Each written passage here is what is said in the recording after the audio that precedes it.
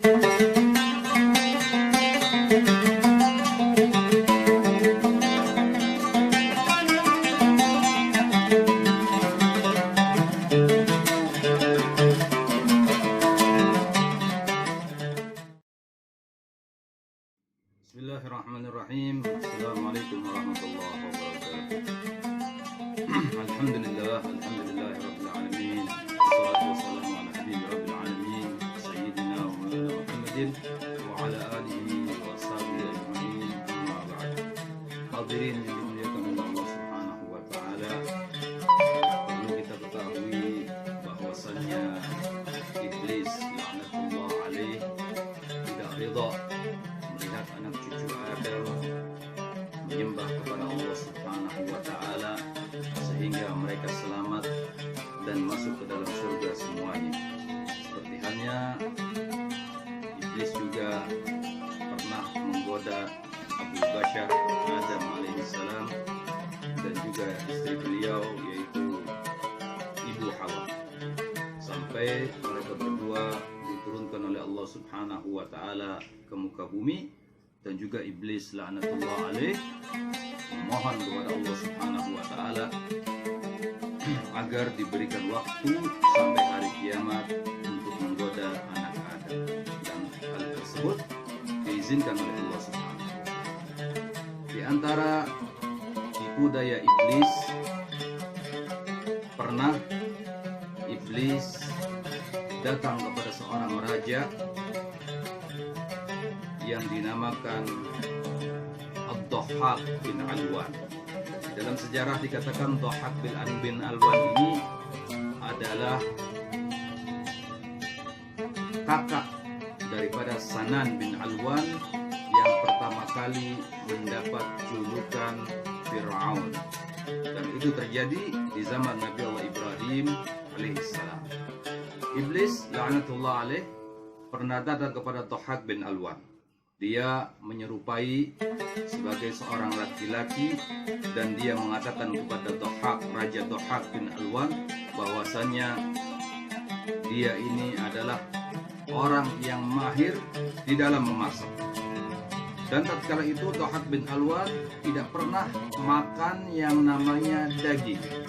Dia tidak pernah memakan daging, walaupun itu ayam, kambing, sapi, unta dan lain sebagainya. Dia tidak pernah memakan daging, hanya dia memakan sayur-sayuran, atau sekarang kita sering mengenal dengan vegetarian. Kemudian Dhahhak mengizinkan iblis ini dan dijadikannya sebagai tukang masak di istana. Sekali waktu iblis ini memasak telur daripada ayam, kemudian seluruh anggota istana merasa nyaman dengan makanan yang bikin iblis. Kemudian besok harinya iblis memasak dari ayamnya, sampai dia katakan kepada Dhahhak, "Wahai Dhahhak, apakah aku boleh memasak induk daripada telur ini?" "Silakan," kata Dhahhak. Kemudian disembelihlah ayam, kemudian dimasak oleh iblis. Ternyata penghuni istana menyukainya. Keesokan itulah pertama kali Dhahhak dan seluruh keluarga istana memakan daging. Keesokan harinya iblis melanjutkan dengan memotong kambing. Senang keluarga istana dan suka dengan masakan si iblis. Keesokan harinya memotong sapi. Begitu juga yang dilakukan keluarga istana, senang dengan masakan iblis.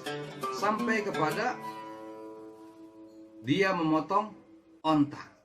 Senang juga keluarga istana. Dan iblis bertujuan sampai Dhahhak ini bisa memakan daging daripada manusia.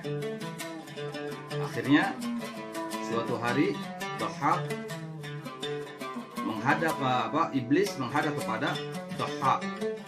Kemudian dikatakan, "Wahai raja, engkau telah memuliakan aku dengan menjadikan aku tukang masakmu, dan aku suguhkan masakan-masakan yang paling istimewa yang pernah aku pelajari." Kemudian si Iblis mengatakan, wahai raja, bolehkah aku mencium pundakmu? Kata raja Dohak ini mengatakan, silahkan.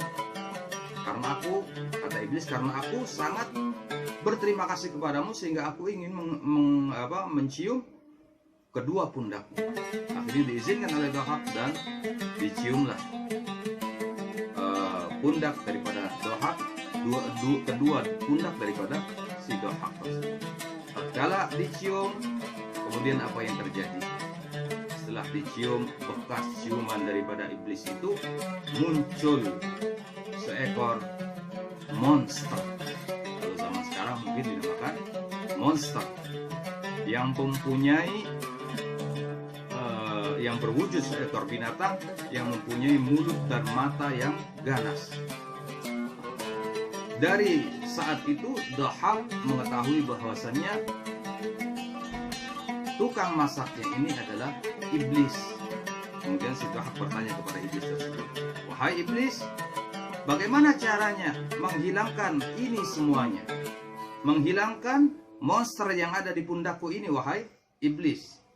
Si iblis mengatakan, engkau tidak bakal bisa menghilangkan keduanya sampai engkau selalu memberi makan keduanya itu dengan otak daripada manusia. Kemudian lari iblis meninggalkan si Dohak. Kemudian setelah mendengar pesan daripada iblis tersebut, Dohak menyuruh kepada wazirnya, kepada menterinya untuk setiap hari mengumpulkan 4 orang laki-laki yang gemuk, kemudian disembelih dan otaknya diberikan sebagai makanan daripada monster tersebut. Setiap hari sampai terjadi selama 300 tahun lamanya. Na'udzubillah, tsumma na'udzubillah. Kemudian sampai wazirnya atau menteri daripada Dohak tersebut meninggal dunia. Tatkala meninggal dunia, maka dipilihlah